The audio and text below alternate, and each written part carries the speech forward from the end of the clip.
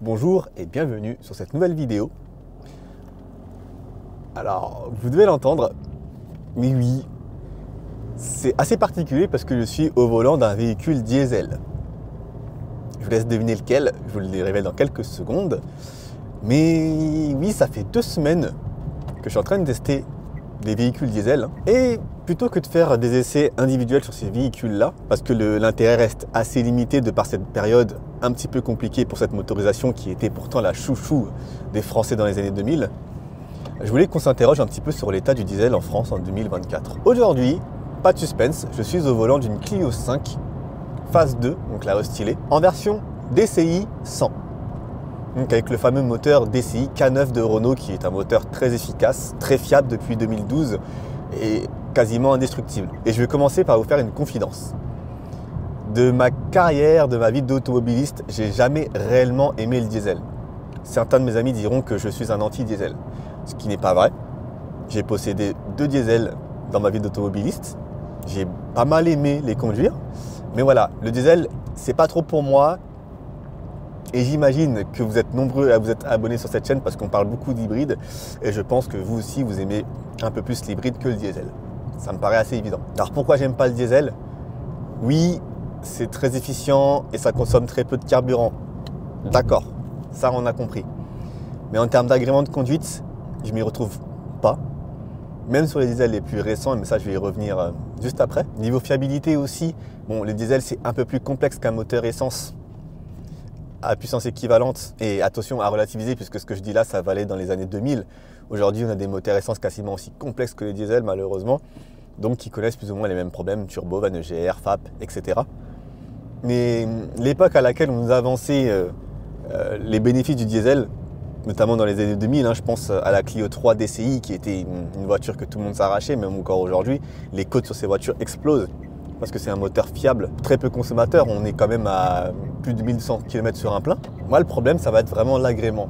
Je trouve que sur un diesel c'est vraiment pas ça, surtout en situation citadine où là ça devient particulièrement désagréable à conduire avec les à-coups, le bruit du moteur, les boîtes de vitesse qui sont, qu'elles soient manuelles ou automatiques, pas forcément très agréables à manier. Et si sur le point de la fiabilité, à l'époque on s'arrachait les diesels, ils étaient clairement moins fiables que les moteurs essence atmosphérique ou même certains turbos, sans parler même des moteurs hybrides. Donc oui, c'est un point qui m'a toujours freiné sur l'achat et la possession de diesel. Pour ma part, j'ai eu la chance d'avoir un diesel très très fiable, c'était le 2 litres DITD je crois de Mazda, sur une Mazda 626 qui était exceptionnelle, 110 chevaux, ça consommait rien, c'était ultra fiable. Mais à l'époque, c'était un peu plus rare. C'est là où les HDI commençaient un petit peu à être compliqués à entretenir. Certains DCI avaient aussi quelques problèmes. Je parlerai même pas des TDI, de toute la lignée des 2 litres TTI, qui étaient vraiment très compliqués. Donc voilà sur ce que moi je pense du diesel et ce que j'ai toujours pensé du diesel. Et donc, en plus de cette Renault Clio 5 que je conduis actuellement, je me balade avec et je me constate encore que la consommation est vraiment très très peu élevée. Je suis à 4,1 litres au 100 depuis le début de mon essai et j'ai réussi à descendre à 3,2. C'est des valeurs que j'atteins en faisant de la route et vraiment beaucoup de route. Lorsque je reviens en ville, bah voilà, on remonte un peu, même si 4 ça reste évidemment excellent. Mais il y a un petit souci, c'est qu'on est en critère 2. Alors attention, je dis pas que les vignettes critères sont une invention géniale, au contraire. Mais on a toujours cette problématique du diesel qui va être chassé des grandes agglomérations dans les prochaines années, quoique ça commence un petit peu à reculer. Pour l'instant, à Paris, les critères 2 sont encore, on va dire, sauvés, c'est encore toléré, mais ça pourrait ne pas durer très longtemps. Mais au volant de cette Clio, on voit que le DCI a fait des progrès, indéniablement. Ça, je dirais pas le contraire. Par contre, oui, en ville, la douceur de l'hybride me manque quand même pas mal. Je vais pas vous mentir, je vais pas vous dire que c'est génial. On est vraiment sur une voiture qui est faite pour les commerciaux, qui vont avaler énormément de kilomètres. Et à l'origine, je pense sincèrement que le diesel, notamment sur les petites voitures comme celui-là, aurait dû se réserver à cet usage-là. J'ai jamais compris pourquoi on a énormément insisté pour avoir des diesels en citadine. Alors que lorsque je me déplaçais en Angleterre, c'était très compliqué d'en trouver, voire impossible. Et cette situation dans les années 2000 où justement les pouvoirs publics poussaient vraiment pour nous faire acheter des diesels, ça pose un petit parallèle avec la situation d'aujourd'hui où on nous forcerait presque à acheter des électriques. C'est assez cocasse. Cela étant dit, conduire cette Clio 5 en version diesel n'est pas une torture, bien au contraire, mais on sent que c'est pas adapté à un usage citadin. Par contre, sur route et autoroute, c'est du bonheur, parce que la voiture a assez de couple pour reprendre sans rétrograder. On peut reprendre en 6e à 90 km/h, et ça, c'est inégalable. Aucun hybride, aucune essence ne peuvent procurer une expérience pareille. Chacun a ses avantages et ses inconvénients dans chacune des situations. Le second véhicule que j'ai conduit la semaine dernière, la semaine d'avant, c'était une Skoda Octavia RS en version TDI. La consommation était bien plus élevée, mais on avait affaire à une véritable voyageuse. 400 Nm de couple, la voiture était constamment chargée. Dès 1500 tours, sur une phase d'éco-conduite, j'ai pu atteindre 4,7 litres 100 avec la Skoda Octavia, ce qui est, disons-le, excellent. On parle quand même de 200 chevaux, donc oui, 4,7 sur un 200 chevaux, c'est plutôt pas mal. Le reste du temps, j'ai pas pu la rouler de manière économique et je m'en suis tiré à 6,1, ce qui reste tout à fait correct. Et j'ai relevé moins que ça à la pompe. La Skoda Octavia est plutôt pessimiste parce qu'à la pompe, j'ai retiré 5,7 litres 100. Donc oui, on est toujours sur d'énormes voyageuses.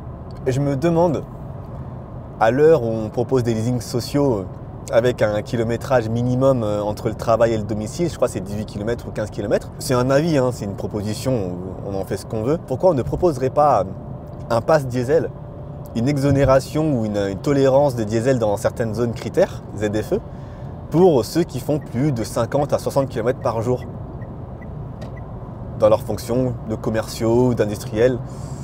Ce serait fait en bonne intelligence et je pense que ce ne serait pas stupide comme proposition. Parce que, et je vais venir juste après, les diesels, bien qu'on veuille les bannir et les interdire, ils ont tout à fait leur place, même en 2024. Et je dis ça par rapport au marché de l'occasion. Sur le neuf, il faut quasiment oublier parce que l'offre de diesel s'est réduite à peau de chagrin.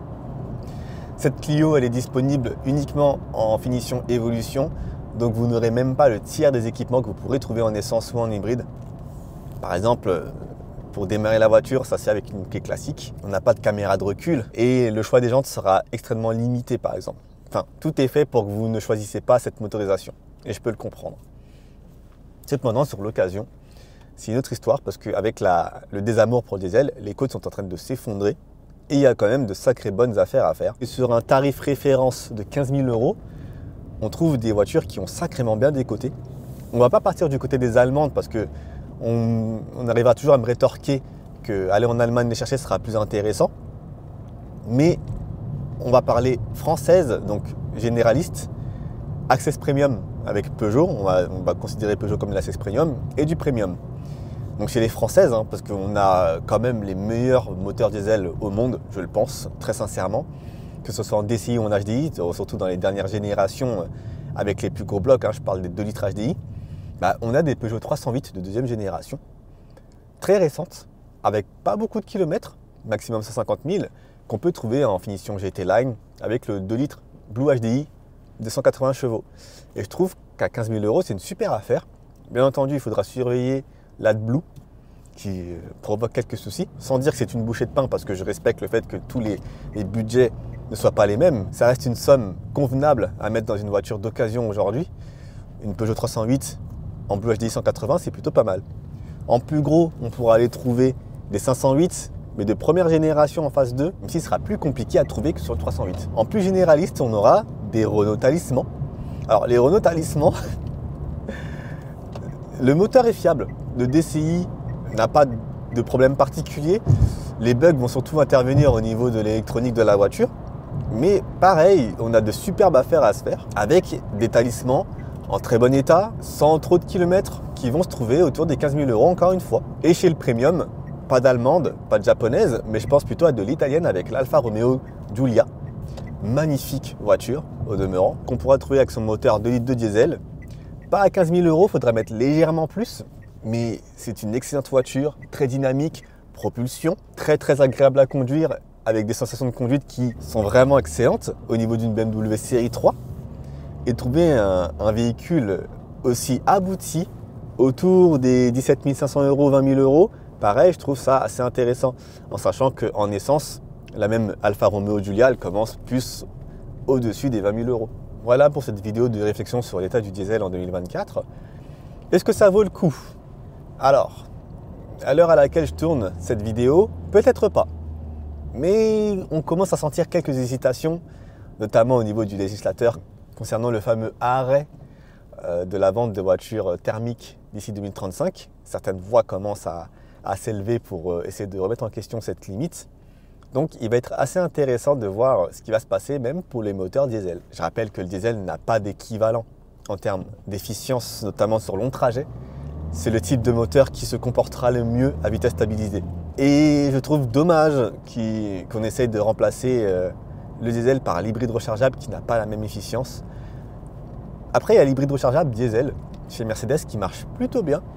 On a de bonnes autonomies et ça peut gommer le fait qu'en ville, ça soit quasiment insupportable à conduire du fait d'un agrément très limité dans ces conditions. Les amis, c'est tout pour cette vidéo. J'espère qu'elle vous aura plu et qu'elle aura été intéressante à suivre. Dites-moi ce que vous en pensez aussi. Est-ce que vous avez des diesels? Et comment vous le voyez pour la suite? Ce serait super intéressant. En attendant la prochaine vidéo, comme d'habitude, vous êtes prudent, vous roulez safe et roulez serein. Peace!